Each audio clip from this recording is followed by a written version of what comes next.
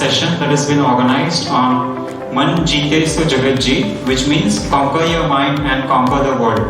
So in association with Srimati Kashwainoli College of Engineering, the Communication and Personality Cell and co-association with Adhyatmik Vishwavidyalaya, we have gathered here to have an insightful session from Mr. P.B.K. Amol Bhai sir. So we welcome you sir at our institution, that is SKN COE. Good afternoon everybody.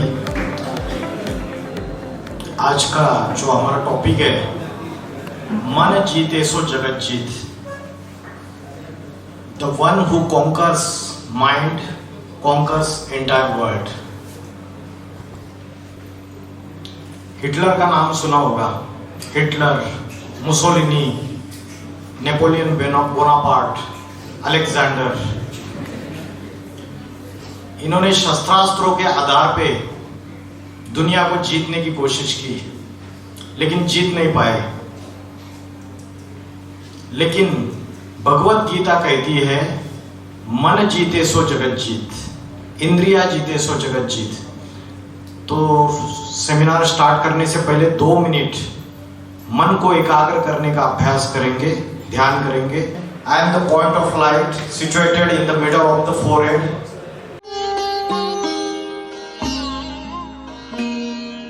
ज्योति बिंदु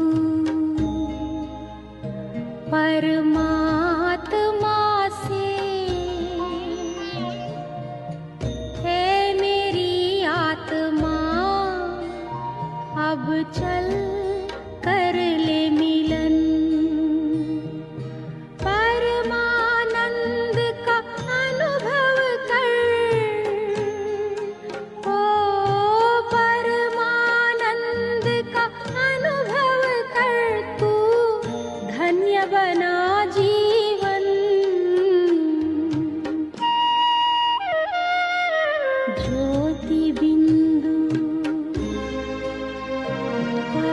परमात्मा से है मेरी आत्मा, अब चल कर ले मिलन। अब चल कर ले मिलन, अब चल कर ले मिलन।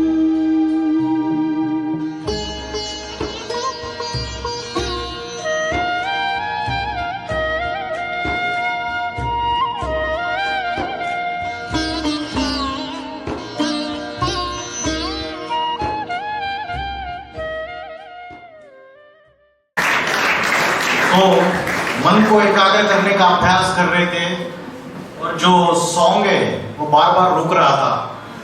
तो जिनका मन बार बार उसके तरफ जा रहा था और मन में ढेर सारे विचार आ रहे थे, वो समझिए उनका मन बीमार है।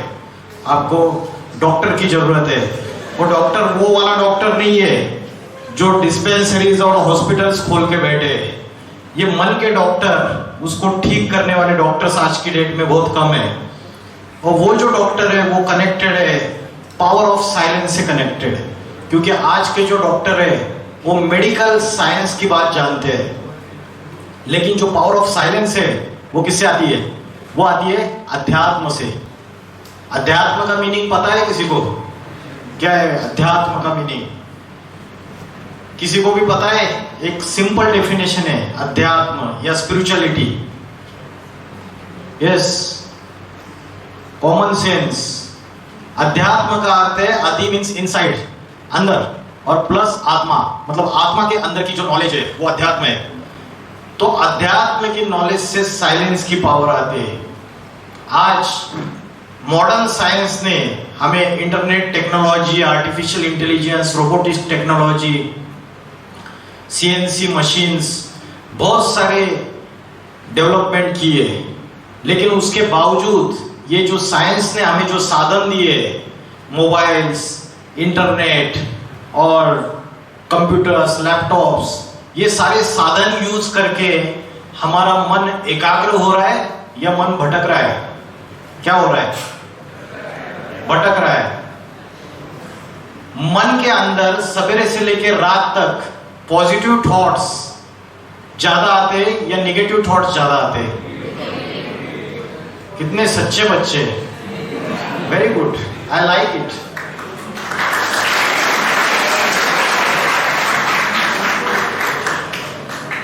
तो घर में अगर कूड़ा कचरा जमा होता है तो घर की साफ सफाई दिन में 2 बार की जाती है, और फिर वो कचरा जो है वो कहाँ डाला जाता है? डस्टबिन में। वो डस्टबिन घर में रखते हैं या दूसरे दिन गवर्नमेंट ने एक योजना बनाई है, स्वच्छ भारत अभियान, वो जो डस्टबिन है वो डिस्पोज ऑफ किया जाता है, दूसरे दिन गाड़ी आती है और वहां डिस्पोज ऑफ किया जाता है। तो जैसे ये घर का कचरा और बाहर दुनिया में जो भी कचरा है उसको रोज साफ सफाई किया जाता है, वैसे मन के अंदर जो कचरा जमा होता है, मन के अंदर जो गार्बेज जमा हो रहा है, उसकी क्लींसिंग, उसका डिटॉक्सिफिकेशन करना जरूरी है। आज निगेटिव थॉट्स, वेस्ट थॉट्स, इसकी वजह से आज हमारी मन की शक्ति कमजोर हो चुकी है। तो उसकी क्लींसिंग कैसे करें? गांधी जी के 3 बंदर है, कौन से?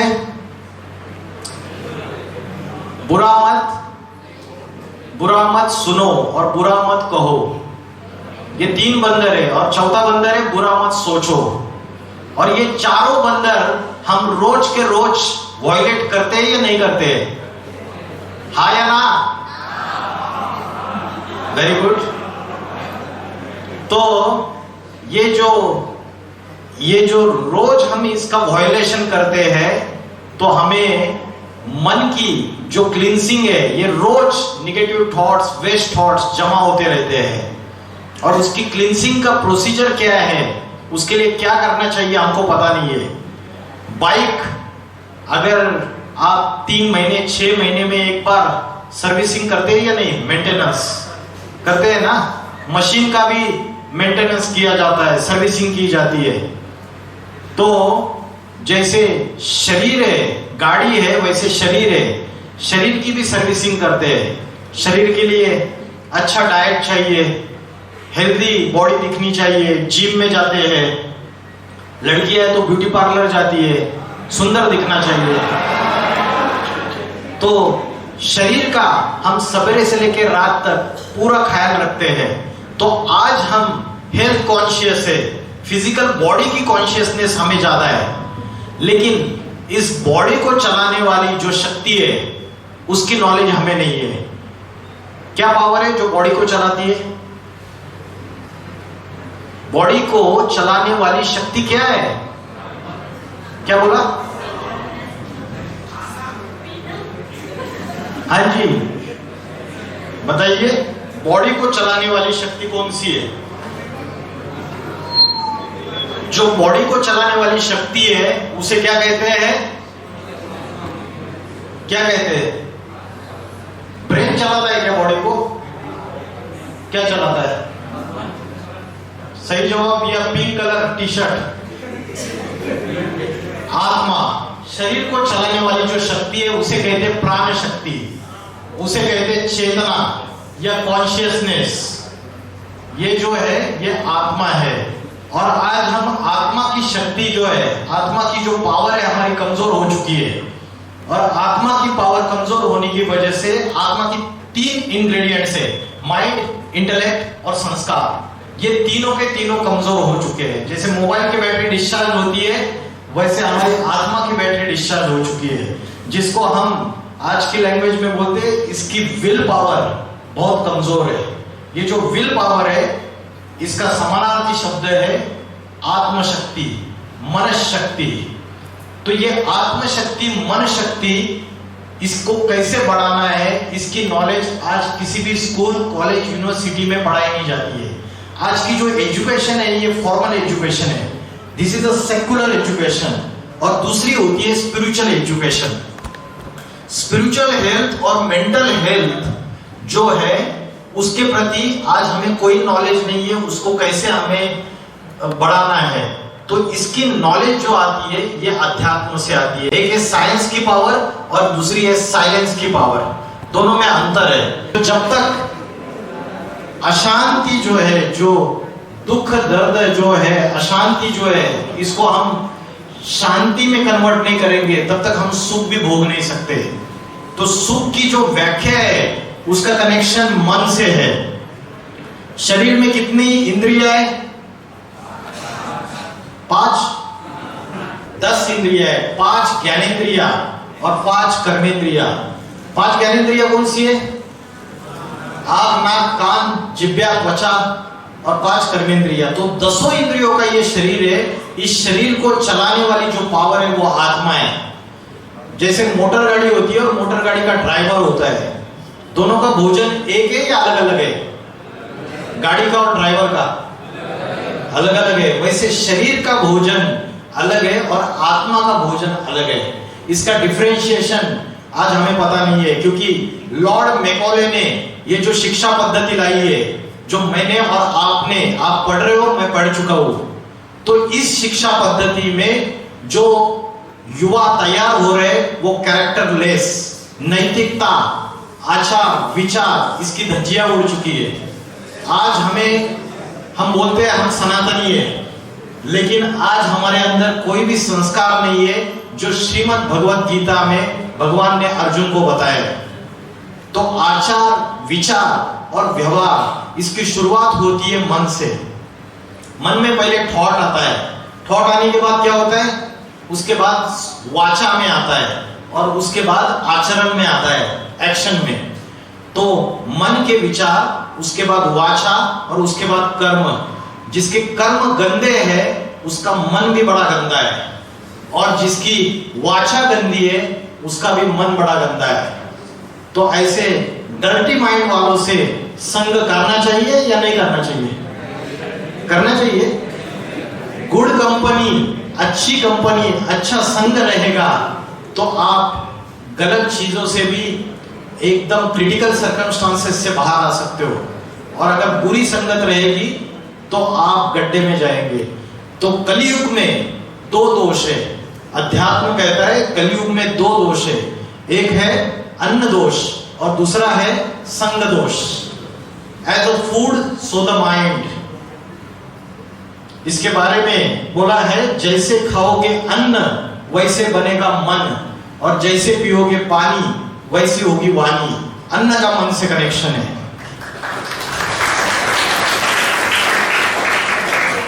आज हम रेस्टोरेंट में, होटल में जाके खाना खाते हैं।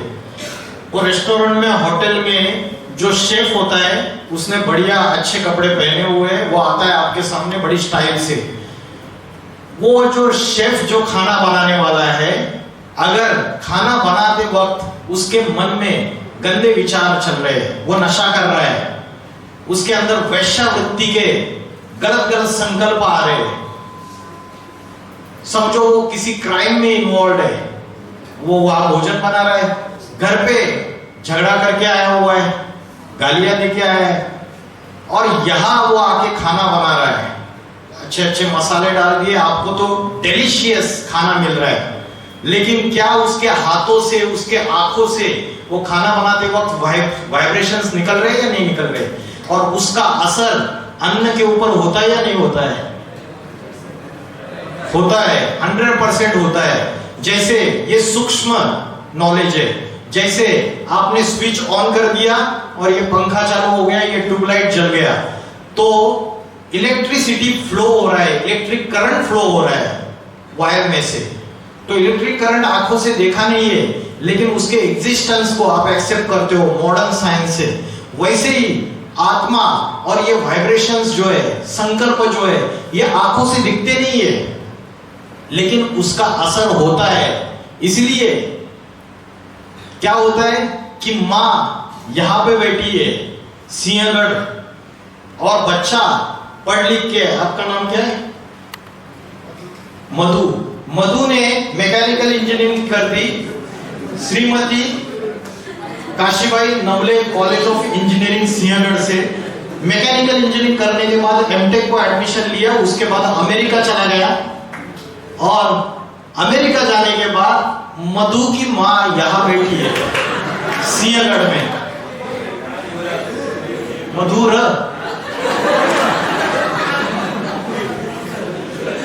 मधुर का अर्थ और मधु का अर्थ एक ही है। मधु माना शहद, हनी, मिठास।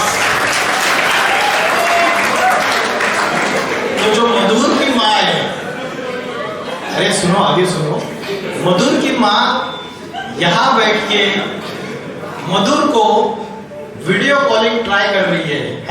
तो मधुर की माँ यहां बैठ के वीडियो कॉलिंग ट्राई कर रही है और मोबाइल का नेटवर्क फेल है, मधुर से कांटेक्ट नहीं हो रहा है। तो मधुर की माँ यहां बैठ के पूना में मधुर को याद करती है और मधुर को टचिंग होती है। वो अपने फ्रेंड को बोलते हैं जरूर मेरे माँ ने याद किया होता है या नहीं, वेदर इट इज पॉसिबल और नॉट। तो ये वाइब्रेशन की पावर है, ये मन के संकल्पों की पावर है। आपकी वायरलेस टेक्नोलॉजी जो मॉडर्न साइंस ने डेवलप की है वो फेल हो जाती है, उसका नेटवर्क लगता नहीं है, लेकिन 7 समुद्र पार माँ ने बच्चे को याद किया और बच्चे को टचिंग हो जाती है। ये मन के संकल्पों की पावर है, ये वाइब्रेशन की पावर है। तो जो वाइब्रेशन की पावर है, मन के संकल्पों की पावर है, इच्छा शक्ति, विल पावर, इसको हम भूल गए। छत्रपति शिवाजी महाराज छोटे से जागीरदार का बेटा, लेकिन एक ही जन्म में हिंदवी स्वराज्य का सम्राट बन जाता है। महाराणा प्रताप घास की रोटियां खाई, जंगल में रहना पड़ा, लेकिन अपने जीवन काल में सम्राट अकबर के सामने कभी भी झुका नहीं। स्वधर्मे निधनम श्रेया परधर्मे भयावहा, अपने धर्म में मर जाना अच्छी बात है, लेकिन परधर्म स्वीकार नहीं करना चाहिए। संभाजी राजा गोटी गोटी काट दी, पैर की उंगलियां काट दी, हाथ की उंगलियां काट दी, लेकिन जो इच्छा शक्ति है, विल पावर है, इतनी जबरदस्त। आज हमको छोटा सा कांटा लग जाता है, एक ऐसी हालत हो जाती है हमारी कि हम इतनी छोटी सी वेदना को सहन नहीं कर पाते हैं। आज हमको किसी ने घर में बोल दिया, समझो माँ ने थोड़ा सा डांट लगा दी, या प्रोफेसर कॉलेज में उन्होंने कुछ बोल दिया, तो आज हमारे पास सहन शक्ति नहीं है, पावर ऑफ टॉलरेंस नहीं है। तो पावर ऑफ टॉलरेंस जो है वो आत्मा की शक्ति है। आज सहन शक्ति इतनी कमजोर क्यों हो गई? छोटी छोटी बातों में हमें गुस्सा आता है। पेटी इश्यूज, बहुत स्मॉल इश्यूज रहते हैं लाइफ में, आता है या नहीं आता है? हैं? गुस्सा नहीं आता है? एंगर, एग्रेशन, हैं? तो उसका कारण क्या है? उसका कारण हम मन को एकाग्र करने का, मन शक्ति बढ़ाने का अभ्यास करते नहीं है। जो आत्मा का भोजन है वो हम देते ही नहीं है। हम शरीर के भोजन के ऊपर तो ध्यान दे रहे और उसकी वजह से डिप्रेशन, टेंशन, स्ट्रेस, एंजाइटी, इन सारी चीजों के शिकार हो रहे, छोटी छोटी बातों से डिस्ट्रैक्ट होते रहते हैं, रात को नींद नहीं आती है, उसको बोलते हैं इंसोम्निया, साइकोसोमैटिक डिसऑर्डर्स, मन के अलग अलग विकार, मन की अलग अलग परेशानियां। तो ये जो मन, ये जो इंद्रिया है, ये 11वीं इंद्रिया है, सूक्ष्म इंद्रिया है। तो इसको कैसे कंट्रोल करना है, इसके ऊपर कैसे जीत पानी है, इसकी नॉलेज सिर्फ और सिर्फ अध्यात्म में आती है। अगर मन में एक के बाद एक अनेक संकल्प आते हैं, अनेक विचार आते हैं, तो मन बीमार है। और अगर जिसके बहुत फोकस, कम संकल्प आते, कम थॉट्स आते, तो उसका मन कंपेयर टू कम बीमार है, कॉन्सेंट्रेटेड है। तो मन की कॉन्सेंट्रेशन पावर जो है वो अगर बढ़ानी है तो उसके लिए आध्यात्मिक ज्ञान चाहिए। आत्मा का भोजन 2 प्रकार का है, एक है आध्यात्मिक ज्ञान, स्पिरिचुअल नॉलेज, और दूसरी चीज है योग। ये 2 चीजें हैं। तो स्पिरिचुअल नॉलेज, जिसको आध्यात्मिक ज्ञान कहा है, वो आध्यात्मिक ज्ञान क्या है? भगवत गीता में बोला है ज्ञान निर्धूत कल्मषा, मतलब ये जो ज्ञान का जल है वो आत्मा के ऊपर का मैला साफ करता है। जो भी डार्कनेस है, जो भी गंदगी है, वो सारी साफ सफाई करता है आध्यात्मिक ज्ञान। क्योंकि आज हमारे मन में अगर नेगेटिव थॉट्स आ रहे, आज हम इंटरनेट यूज करते हैं। चाइना ने डिक्लेयर कर दिया internet is one of the disease, China के रिसर्चर्स ने बोल दिया। और आज की डेट में हम साइंस के साधन, मोबाइल, इंटरनेट, इसके इतने हैबिचुअल और एडिक्टेड हो चुके हैं कि उसकी वजह से हम मन को साधने का अभ्यास भूल गए और साधनों के डिपेंडेंट हो चुके हैं पूरी तरीके से। तो भगवत गीता में बोला है ज्ञान निर्धूत कल्मषा, मतलब जो ज्ञान है वो आध्यात्मिक ज्ञान है जो माइंड की क्लींसिंग कर सकता है। निगेटिव थॉट्स को भगा के उधर पॉजिटिव थॉट्स आने चाहिए, और पॉजिटिव थॉट्स अगर आने हैं तो आपको स्पिरिचुअल नॉलेज सुननी है।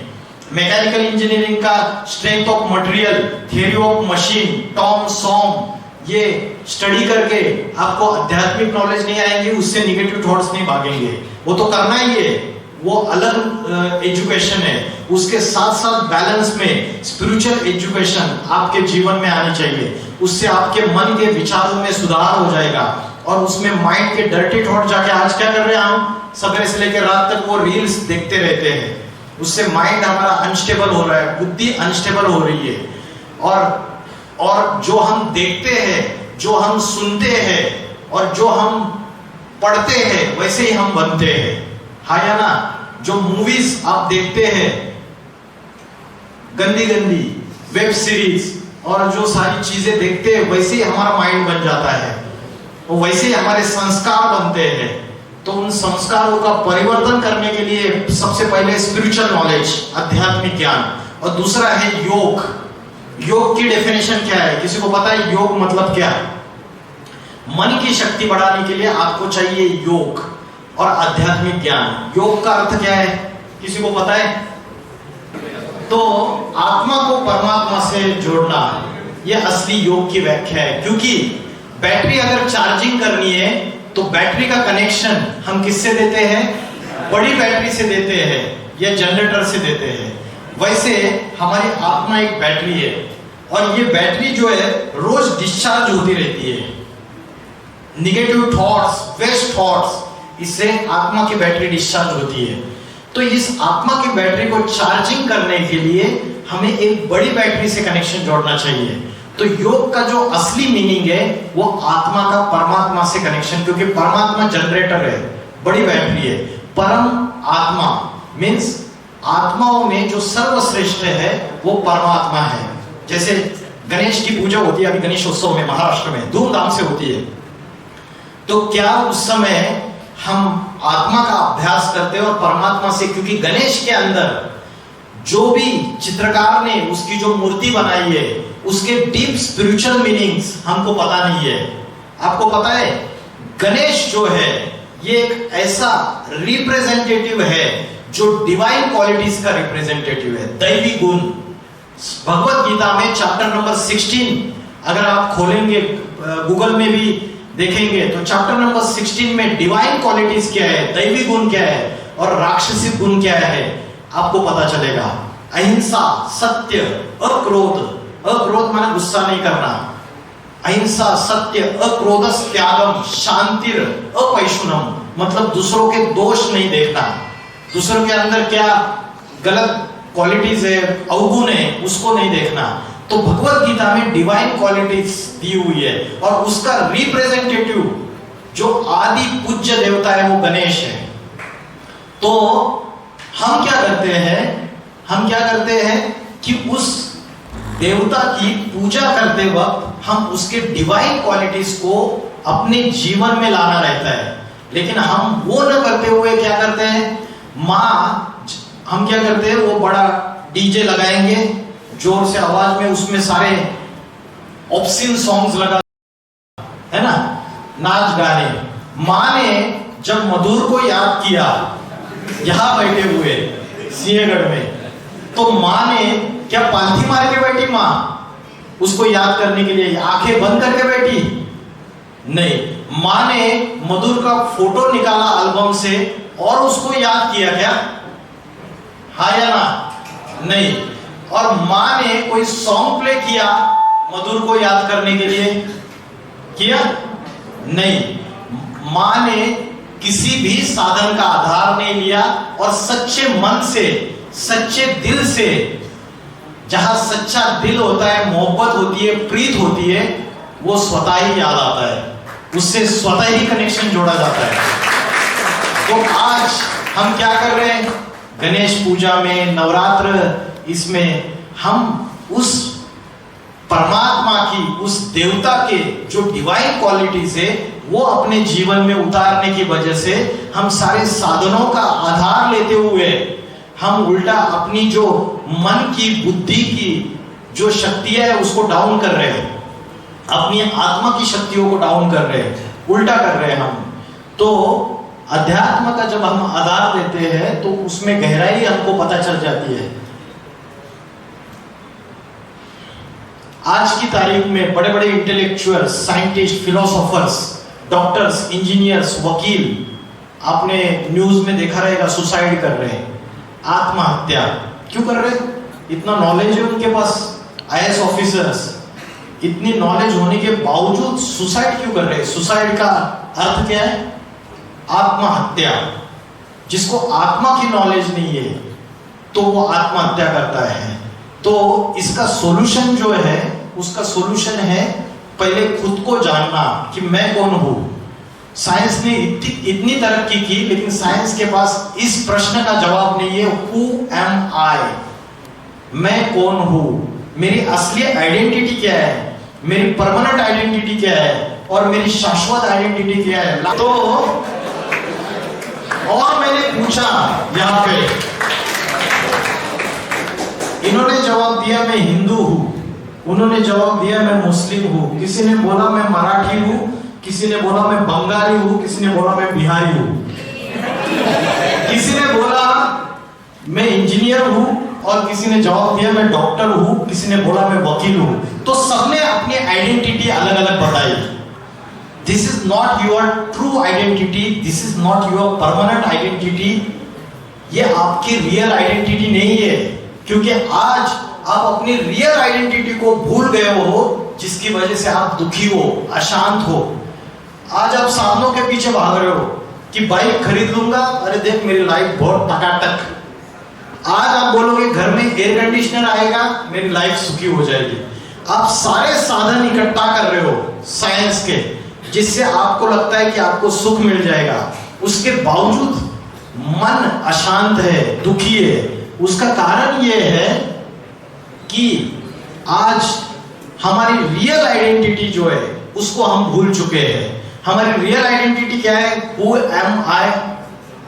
आई एम अ सोल, मैं एक आत्मा हूं। क्योंकि आज मैं मुझे शरीर समझ के बैठा हूं, और जब मैं मुझे शरीर या बॉडी समझ के बैठता हूं तो मेरी आइडेंटिटीज आती है, मैं इंजीनियर हूं, वकील हूं। अरे जब पैदा हुआ था तो वकील बन के पैदा हुआ था क्या? तो रियल आइडेंटिटी कैसे हो गई? तो ये जितने भी आइडेंटिटीज है ये टेम्पररी आइडेंटिटीज है। मेरी जो असली आइडेंटिटी है इसको मैं भूल चुका हूं, और वो असली आइडेंटिटी है कि मैं एक आत्मा हूं। अगर मैं एक आत्मा हूं तो ये कंसेप्ट हमें जाति, धर्म और ऊंचा नीचा, बड़ा छोटा, इन सारी चीजों से दूर लेके जाएगा। आज समाज में जाति जाति में झगड़े हैं। अभी वो जो मराठा है वो लड़ रहे कि हमें भी क्या चाहिए? आरक्षण चाहिए, रिजर्वेशन चाहिए। तो जाति जाति में झगड़े हैं, धर्म के नाम पे झगड़े हैं। हिंदू, मुस्लिम, क्रिश्चियन आपस में लड़ाई झगड़ा कर रहे हैं, समाज में झगड़े हैं, पानी के ऊपर झगड़े हैं, हवा के ऊपर झगड़े हैं। पाकिस्तान बोलता है कि मेरी एयर स्पेस से भारत का एरोप्लेन नहीं उड़ेगा, और तमिलनाडु और कर्नाटक के बीच में झगड़े हैं कि कावेरी नदी का पानी तू प्यासे कि मी प्यासे। मतलब आपने पानी को भी बांट दिया, आपने हवा को भी बांट दिया, आपने समुद्र को भी बांट दिया, आपने जमीन को भी बांट दिया, बाउंड्री लाइंस क्रिएट किए सब जगह। तो जब ऐसी हालत हो गई पूरी तरीके से, कलयुग का अर्थ है, कलयुग का अर्थ क्या है? कलयुग का अर्थ है कलह क्लेश का युग। कलह माना, कलह का अर्थ होता है झगड़ा, टंटा, कलह, कलह क्लेश। तो आज घर घर में महाभारत गृह युद्ध चल रही है, नहीं चल रही है? समाज में भी है, घर में भी है, देशों में भी है, राज्यों में भी है, और हमारे खुद के अंदर भी है। हमारे मन के अंदर राम और रावण की युद्ध चल रही है, राक्षसी वृत्तियां और डिवाइन क्वालिटीज, इसकी दोनों की बैटल हमारे अंदर चल रही है। तो हमारी जो रियल आइडेंटिटी है, उस आइडेंटिटी को हम भूलने की वजह से आज हमें उसकी नॉलेज नहीं है कि हमारी रियल आइडेंटिटी क्या है। तो जो रियल आइडेंटिटी है वो है मैं एक आत्मा हूं, और आत्मा का ध्यान कैसे करना है, आत्मा का भोजन क्या है। आत्मा का भोजन दो चीजें मैंने बताई, आध्यात्मिक ज्ञान और योग। तो जो परमात्मा है वो सुपर कॉन्शियसनेस है, वो हाईएस्ट कॉन्शियसनेस है। उससे अगर कनेक्शन जोड़ते हैं हम बुद्धि का, अगर किसी को बड़ा चोर बनना है तो वो ढूंढता है न्यूज में, यूट्यूब में, अरे चोरी करने वाला इस एरिया में बड़ा चोर कौन सा है, तो उसके सारे वीडियोस सुनता है, उसकी बातें सुनता है, उसको ढूंढता है। तो चोर का संग करेंगे तो चोरी के संस्कार आएंगे, डकैत का संग करेंगे तो डकैती के संस्कार आएंगे। वैसे ही हमारे बुद्धि को अगर विल पावर को बढ़ाना है, बुद्धि को पॉजिटिव थॉट्स, मन को पॉजिटिव थॉट्स से भरपूर बनाना है, तो हमें पॉजिटिव का संग करना पड़ेगा, बुद्धि से पॉजिटिव बातें सुननी पड़ेगी। तो आत्मा का ध्यान जो है, मन को एकाग्र करने का अभ्यास कैसे करना है। आत्मा कहाँ रहती है इस शरीर में, किसी को पता है? आत्मा का रहने का स्थान मधुर ने बताया, देखो मधुर को सब कुछ पता है। आत्मा का रहने का स्थान है कपाल के बीच में, जहां पे भारत की कन्या माताएं बिंदी लगाती है और जहां पे पुरुष लोग टीका लगाते हैं, तिलक। तो ये आत्मा का रहने का स्थान है। और भगवत गीता में उससे रिलेटेड एक प्रूफ आया है, भ्रूर मध्य प्राण आवेश सम्यका, भ्रुकुटी के मध्य में प्राण शक्ति स्थित है। तो मन को एकाग्र करने का अभ्यास अगर करना है तो सबसे अच्छा समय कौन सा है? प्रातः समय, जिसको बोलते हैं ब्रह्म मुहूर्त का समय। सवेरे 4 बजे उठ जाओ।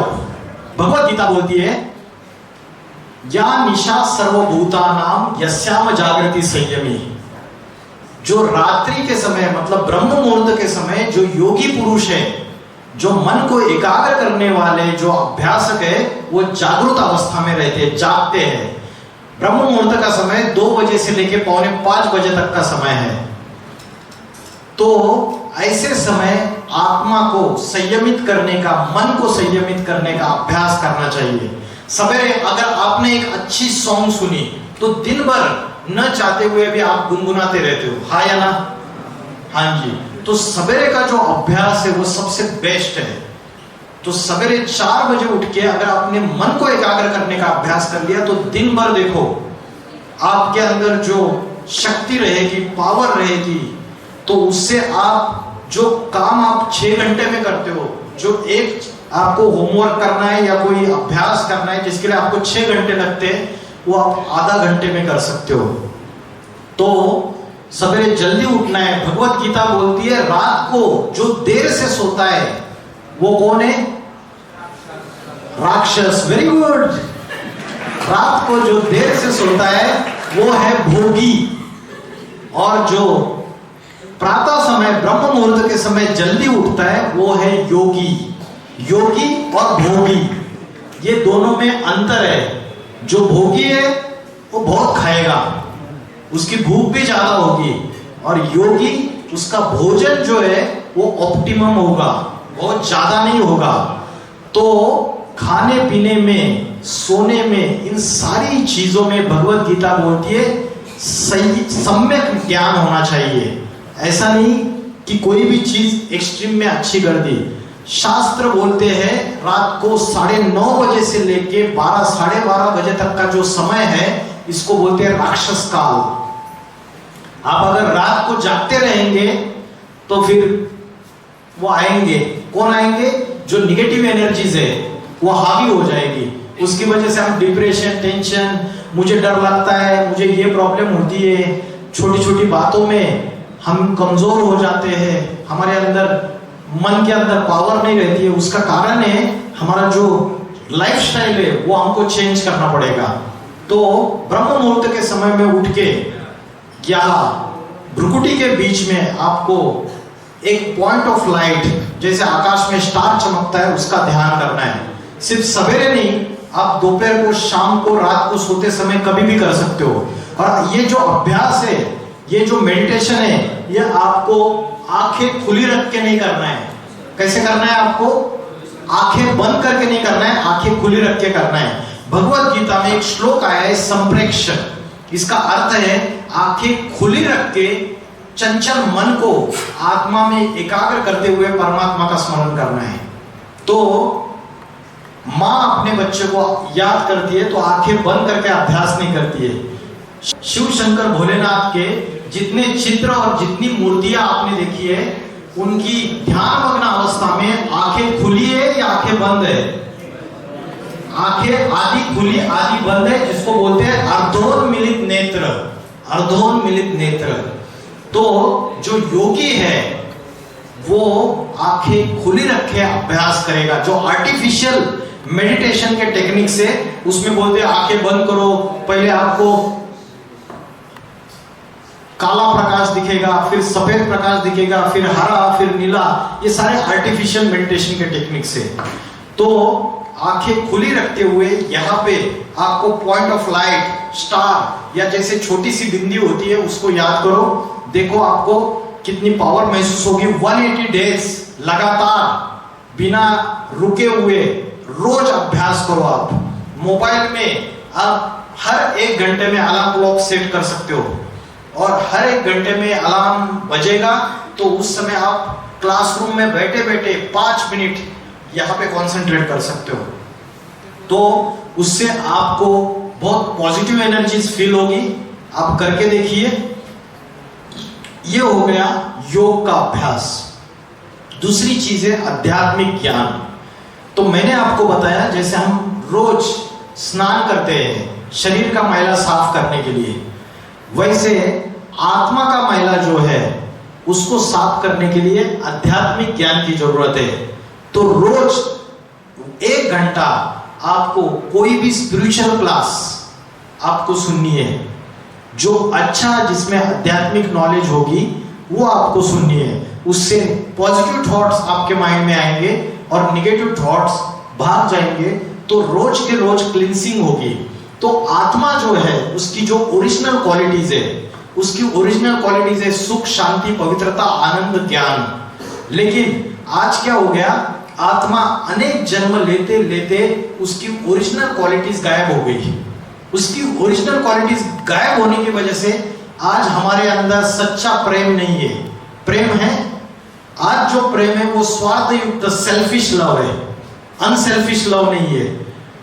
आज प्रेम की जगह ईर्ष्या, द्वेष, जेलस, नफरत इन चीजों ने ले लिए। प्रॉपर्टी के लिए भाई भाई का गला काट रहा है, ऐसी परिस्थिति हो गई। पिताजी प्रॉपर्टी पूरी जिंदगी मेहनत करके तैयार करते हैं संपत्ति, और पिताजी चले जाते तीर्थ यात्रा, इधर दोनों भाई आपस में प्रॉपर्टी के लिए लड़ाई झगड़ा करके एक दूसरे का गला काट देते हैं। तो आज का जो प्रेम है तो वो सात्विक प्रेम या निस्वार्थ प्रेम नहीं रहा है। तो आत्मा की जो ओरिजिनल क्वालिटीज है, सुख, शांति, प्रेम, करुणा, ये सारी क्वालिटीज हमारे अंदर से गायब होती जा रही है। जब हम आत्मा की बैटरी चार्जिंग करने का जब अभ्यास करेंगे तो ये क्वालिटीज फिर से आ जाएंगी। अर्जुन ने भगवान को श्रीमद् भगवत गीता में ये नहीं बोला कि मैं शस्त्र अस्त्र कैसे चलाऊं। अगर आप 2nd चैप्टर का स्टडी करोगे तो अर्जुन भगवान को बोलते हैं मेरा मन बड़ा चंचल है, इस चंचल मन को मैं कैसे एकाग्र करूं, ये बड़ा हठी है, ये बड़ा बलवान है, ये जबरियन मेरे इंद्रियों को उत्तेजित करता है, तो इस चंचल मन को मैं कैसे एकाग्र करूं। और भगवान ने उसको 2 अध्याय से लेकर 18वें अध्याय तक शस्त्र अस्त्र चलाने की विद्या नहीं सिखाई है। उसको मन को एकाग्र करने का और आत्मा की नॉलेज दी है पूरी तरीके से। और भगवान ने जवाब दिया अभ्यास न तो कौन्तेय वैराग्य न च गृह्यते, बार बार इस चंचल मन को एकाग्र करने का अभ्यास कर। और दूसरी बात बताई वैराग्य। वैराग्य मतलब क्या, किसी को पता है वैराग्य क्या होता है? भगवे वस्त्र पहन के जंगल में चले जाना या किसी आश्रम में चले जाना, ये वैराग्य नहीं है। अपने घर गृहस्थी को छोड़कर वैराग्य ये है कि इस दुनिया में रहते हुए हम अपनी स्टडीज भी कर रहे हैं, हम समाज में भी जा रहे हैं, अपने परिवार के साथ भी रहते हैं, उसके बावजूद हम मन और बुद्धि से डिटैच है। आज क्या होता है, हम छोटी छोटी बातों से बहुत अटैच हो जाते हैं। लगाव रहता है हमारा, व्यक्ति से लगाव रहता है, वस्तु से लगाव रहता है, होता है या नहीं होता है? और उस व्यक्ति और वस्तु के लगाव के वजह से हम इतने अटैचमेंट में आते हैं और उसकी वजह से उसका लास्ट पॉइंट क्या रहता है कि हम डिप्रेशन में चले जाते हैं, दुखी हो जाते हैं। तो अति की अटैचमेंट ये गलत है। तो वैराग्य का अर्थ है माइंड और इंटेलेक्ट से डिटैच। कमल का फूल कीचड़ में रहता है और कीचड़ में रहता है, उसके बावजूद कीचड़ की एक भी बूंद उसके पंखुड़ियों को स्पर्श नहीं कर पाती। ये डिटैचमेंट है, ये वैराग्य है। तो ये जो दुनिया है इसमें गंदगी है, विचारों की गंदगी है, पाप कर्मों की गंदगी है, क्राइम्स बढ़ रहे हैं, बहुत सारे बढ़ रहे हैं या नहीं बढ़ रहे हैं? बंगाल में क्या हुआ अभी पता है आपको? न्यूज पढ़ते हो आप? न्यूज सुनते हो? बंगाल में क्या हुआ? रेप केस हुआ। अच्छा, तो कैपिटल पनिशमेंट मतलब फांसी की सजा। तो आज डिमांड आ रही कि कैपिटल पनिशमेंट दे दो या तो सर कलम कर दो उसका चौराहे में खड़ा करके, तो उससे क्राइम खत्म हो जाएगा, उससे मानसिकता नहीं बदलेगी। जो हैवानियत है, जो राक्षसी वृत्तियां बढ़ती चली जा रही है।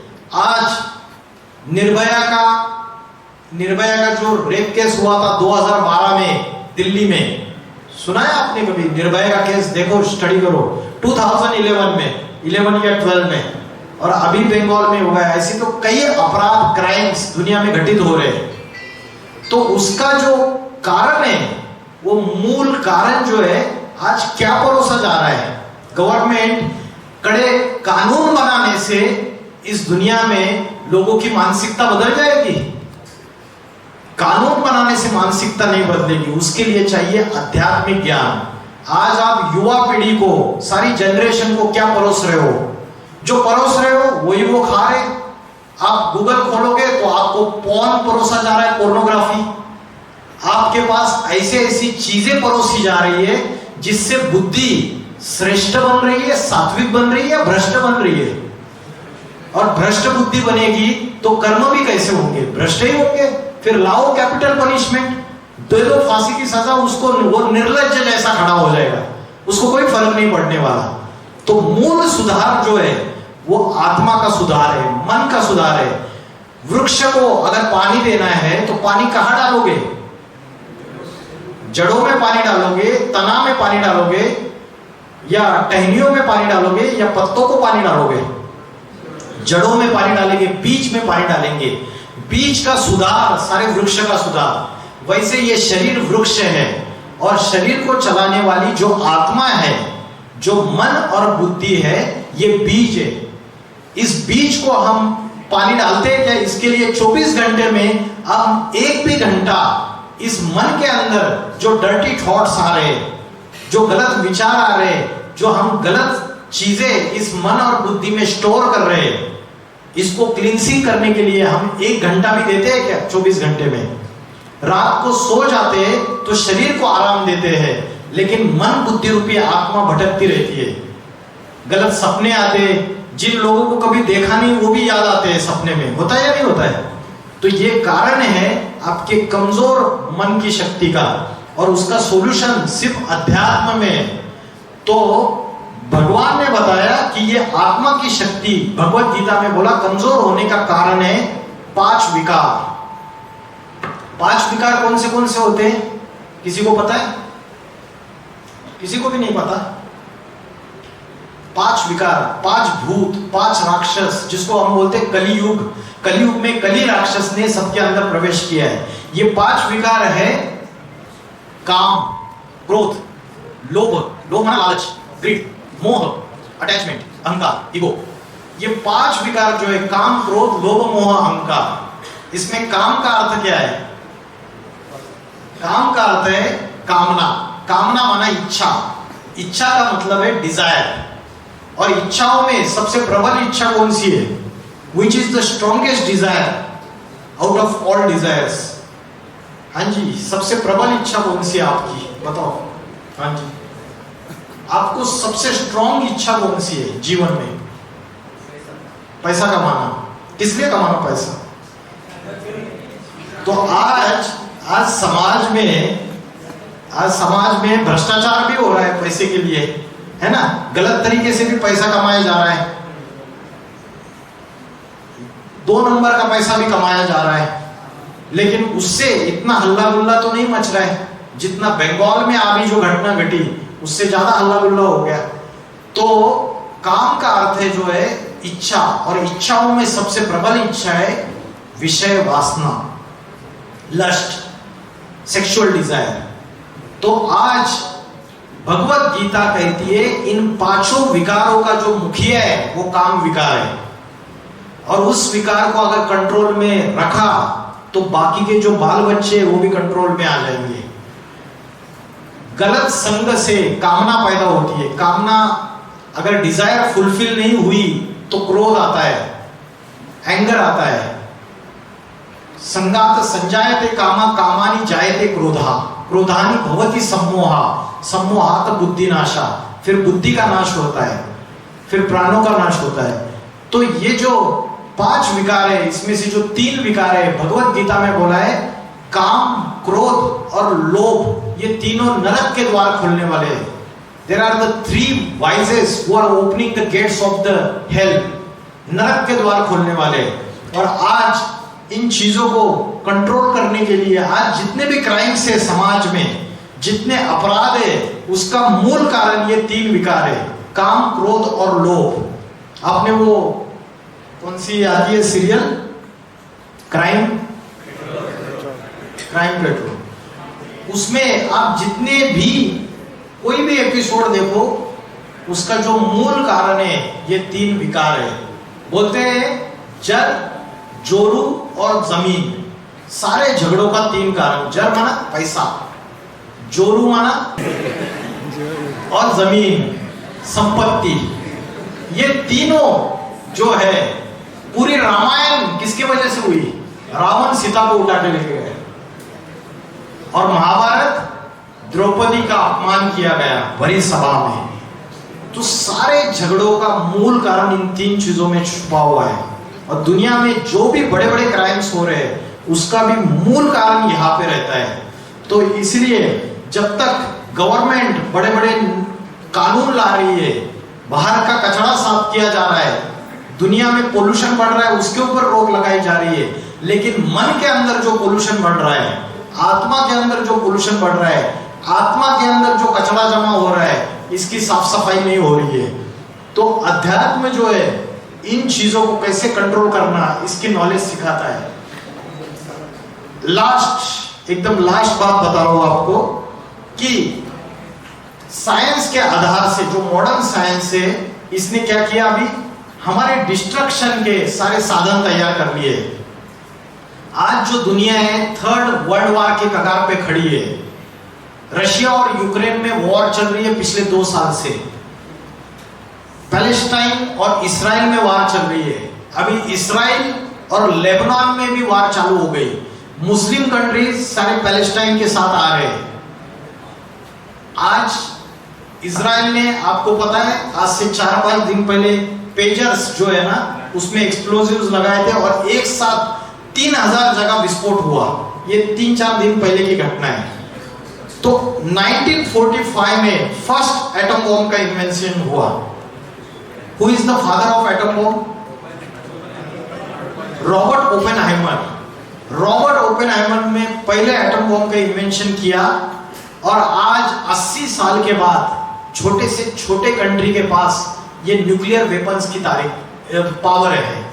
ये जो न्यूक्लियर वेपन्स है, न्यूक्लियर मिसाइल से ये मनुष्य के विनाश के लिए मनुष्य ने खुद तैयार किए।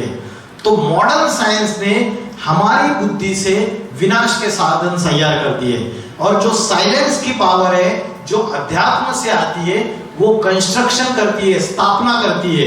किसकी स्थापना करेगी? अगर पुरानी दुनिया का विनाश हो जाएगा, अगर डिस्ट्रक्शन हो जाएगा, अगर ये एटॉमिक वेपन्स का यूज किया जाएगा, मेरे घर के नीचे अगर किसी ने बारूद बिछाई हुई है, एक्सप्लोजिव्स डाले हुए हैं, तो क्या मैं घर में सुरक्षित हूं?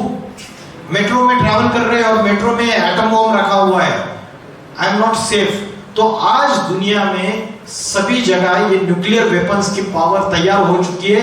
मनुष्य ने अपने महाविनाश के सारे साधन तैयार कर लिए। जब ऐसा समय आता है तो अध्यात्म की जो शक्ति है, जो स्पिरिचुअलिटी है, साइलेंस की पावर है, वो सिखाने के लिए ईश्वर स्वयं इस धरती पर अवतरित होते हैं और वो स्वयं टीचर बन के आध्यात्मिक नॉलेज देते हैं। इसलिए आपने सुना रहेगा गुरु ब्रह्मा गुरु विष्णु गुरुदेव महेश्वर। तो परमात्मा स्वयं ब्रह्मा विष्णु शंकर के रूप में टीचर बन के सदगुरु बन के इस सृष्टि पे आकर स्वयं आध्यात्मिक पढ़ाई पढ़ाता है।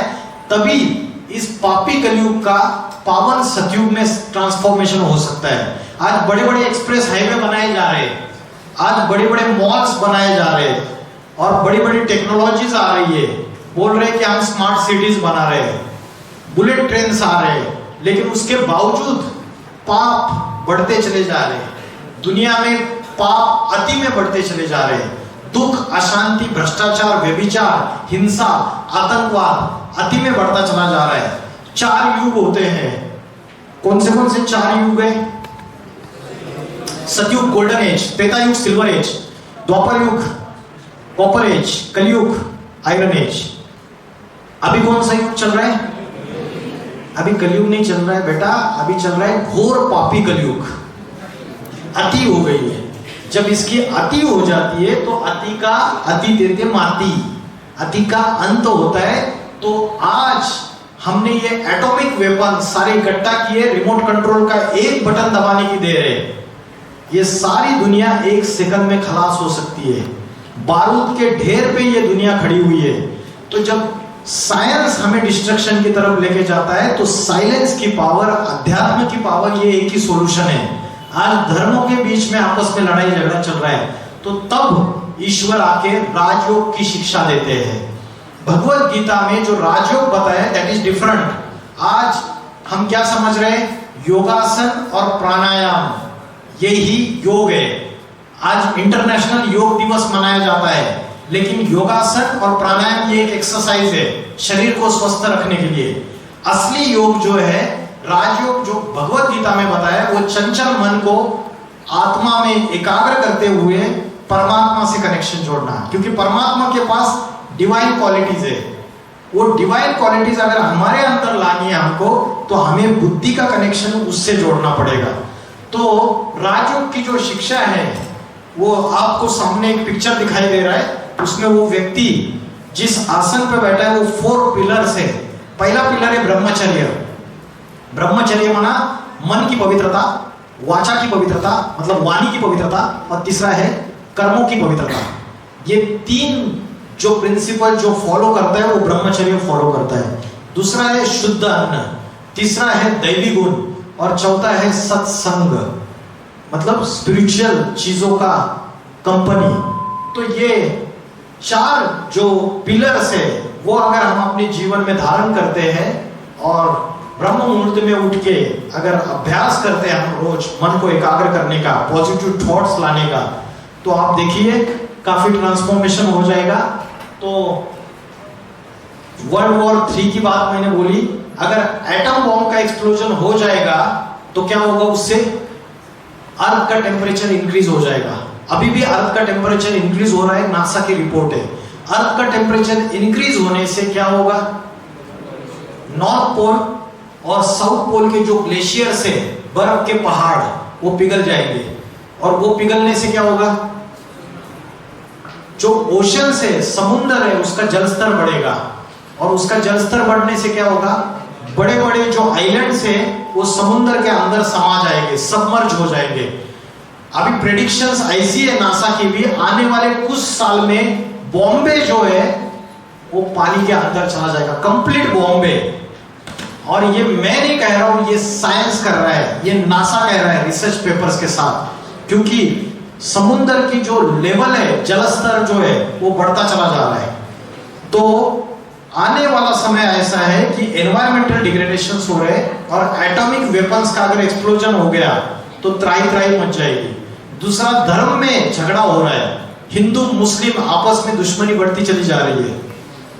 अभी तो सिर्फ ट्रेलर चल रहा है, आगे चल के बड़ा मूवी रिलीज होने वाला है।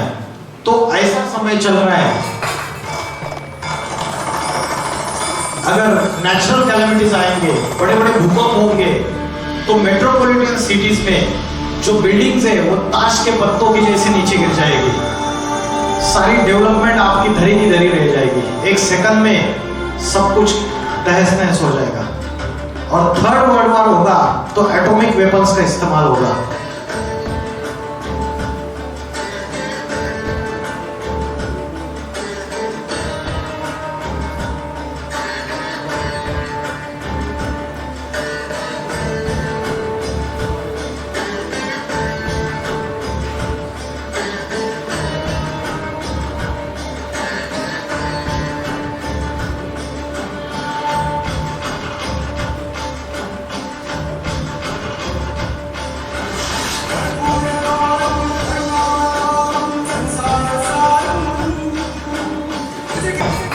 तो जैसे कोई पेशेंट है, जब मरने को आता है तो उसको वेंटिलेटर पे चढ़ाया जाता है। तो ये सारी दुनिया, एनवायरमेंटल डिग्रेडेशन है, ग्लोबल वार्मिंग है, ओजोन का लेयर डिप्लेट हो रहा है, धर्म में झगड़ा है, जातियों में झगड़ा है, ये सारी दुनिया वेंटिलेटर पे खड़ी है। हमारी आत्मा के अंदर, खुद के अंदर भी दुख और अशांति बढ़ती चली जा रही है। कलयुग अभी बच्चा नहीं है। वो बड़े बड़े साधु सन्यासी बोलते अभी कुछ नहीं है, अभी 42,000 साल बाकी है। तो कलयुग अभी बच्चा नहीं है, कलयुग अभी थोड़ा सा बचा है। और ये जो समय है, इस समय बड़े बड़े वर्ल्ड पीस कॉन्फ्रेंसेस हो रहे हैं, यूनाइटेड नेशंस ऑफ ऑर्गेनाइजेशंस, ये बड़ी बड़ी संस्थाएं आज शांति स्थापन नहीं कर पा रहे। बड़े बड़े प्राइजेस देते हैं, नोबेल पीस प्राइज, लेकिन दुनिया में शांति स्थापन नहीं हो पा रही है। एक ही देवता है जिसका नाम है शंकर। शंकर का अर्थ होता है शम करोति, मतलब जो शांति स्थापन करते हैं, शांति की देवता। इसलिए बोलते हैं शंकर के द्वारा विनाश। शंकर को बोलते संहार करता, the God of destruction, destroyer. तो ऐसा क्यों बोला है? क्योंकि अगर पापी कलयुगी सृष्टि का विनाश हो जाएगा तो न्यू वर्ल्ड भी आएगा। और जो न्यू वर्ल्ड है उसको हिंदू लोग बोलते हैं वैकुंठ या स्वर्ग या राम राज्य। क्रिश्चियंस लोग बोलते हैं पैराडाइज या हेवन। मुस्लिम लोग बोलते हैं जन्नत।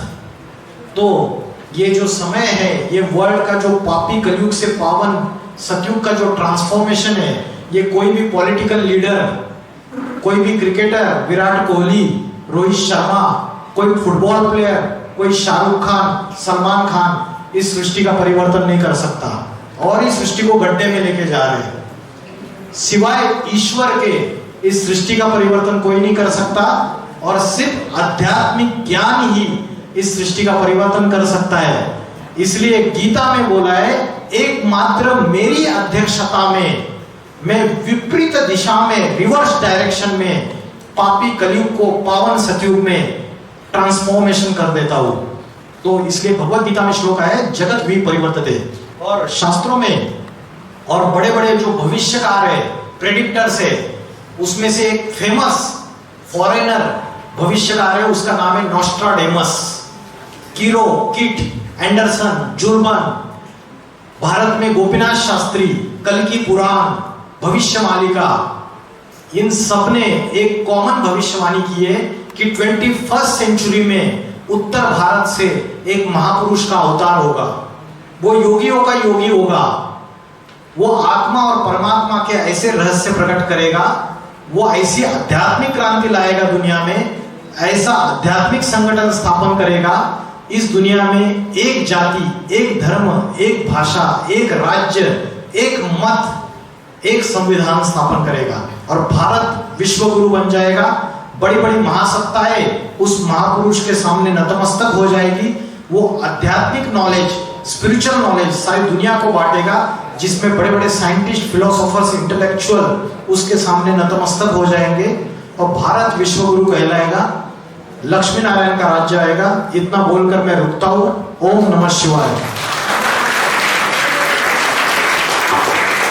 टॉपिक से रिलेटेड या कोई भी दूसरा स्पिरिचुअल या कोई भी रिलीजियस कोई भी क्वेश्चन हो, 2 मिनट के लिए हम छोटा सा एक क्वेश्चन आंसर सेशन, क्योंकि आपने जो भी सुना है, अगर इसमें कोई डाउट है आपको या कोई क्वेश्चन पूछना है, पर्सनल क्वेश्चन भी है, पर्सनल प्रॉब्लम से कनेक्टेड है, तो आप पूछ सकते हैं।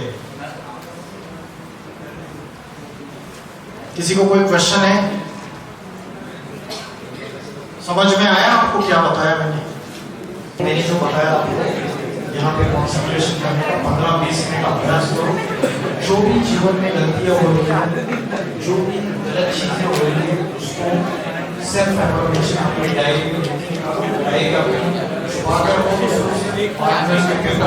जला नहीं सकते, लेकिन आप खुद से आप सच्चे होने चाहिए, दूसरों से नहीं वो चलेगा। आप खुद से जब अपनी गलतियां मान लोगे ईश्वर को, एक चिट्ठी नहीं रहती है रोज रात को सोते समय, तो आपकी थोड़ी सी पावर बढ़ जाएगी, क्योंकि जो कचरा होता है वो सागर में डाला जाता है और सागर ईश्वर है। आप जब उसको एड्रेस करके चिट्ठी लिखोगे, रोज अपनी गलतियां लिखोगे, रोज क्या मैंने खर्चा किया, क्या जमा किया, जैसे अकाउंट्स मेंटेन करते हैं, तो अच्छा बुरा दोनों चीजें आप अगर एक्सेप्ट करोगे अपने खुद से, वो करो। दूसरी चीज, रात को अगर नींद नहीं आ रही है फिर आपको ये अच्छी स्पिरिचुअल बातें सुनो। चैनल है अपना स्पिरिचुअल रिवॉल्यूशन, मेरे बहुत सारे लेक्चर्स अवेलेबल है उसमें, आप सुनो उसको और आपको जरूर फायदा होगा। और वो सुनते सुनते अपने आप नींद आएगी। और यहाँ कॉन्सेंट्रेट करने का प्रयास करो, खींचना नहीं करना है, जोर नहीं देना है, हल्के बल में यहाँ जैसे आकाश में स्टार आगे पूरा आगे बढ़ने का, यहाँ पे ध्यान रखना है। पहले थोड़ा डिफिकल्ट होगा, रोज अभ्यास करोगे तो इजी होता जाएगा और हमारा समझने से बढ़ेगा। मन में अनेक जो विचार आ रहे हैं वो कम होने जाएंगे, विचार का स्पीड कम हो जाएगा, स्पीड भी बहुत ज्यादा रहता है, उससे घबराहट होती है, उससे डाउन फील करते हैं, डिप्रेशन फील करते हैं, तो वो भी कम होगा। दूसरी चीज, आप 7 डेज का कोर्स करो, उसमें कई सारी बातें पता चलेगी, पढ़ो, वेबसाइट में जाओ, रिसर्च करो।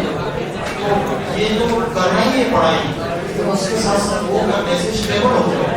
व्यक्ति स्टेबल रहेगा, गाड़ी का ड्राइवर अच्छा रहेगा तो गाड़ी गड्ढे में नहीं जाएगी। गाड़ी का ड्राइवर ट्रक्कर है, दारू पिया हुआ है, तो गाड़ी को गड्ढे में लेके जाएगा। तो आत्मा ड्राइवर है और शरीर गाड़ी है, तो सिर्फ शरीर की तरफ ध्यान मत दो, आत्मा की तरफ भी ध्यान दो, है ना?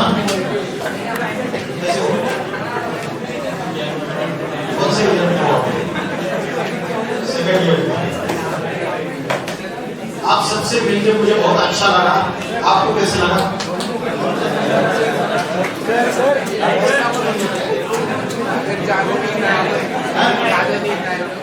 ज्यादा नींद आती है, तो ज्यादा नींद आती है मतलब आलस्य, लेजीनेस ज्यादा है, तो लेजीनेस के लिए अगर उस चीज को भी दूर करना है तो माइंड को एकाग्र करने का और अपने आप को एक्टिव रहना है, रखना है। अगर आप किसी भी चीज की हैबिट लगाओगे तो वैसे ही आप करोगे। तो आपको क्या करना है, जब भी ज्यादा नींद आती है, ऐसा होता है, तो आप कुछ फिजिकल एक्टिविटीज करना चालू करो, एक्सरसाइज करना चालू करो, या बाहर जाके घूम के आओ, जहाँ शुद्ध हवा है, गार्डन में जाओ। ठीक है, okay, thank you very much.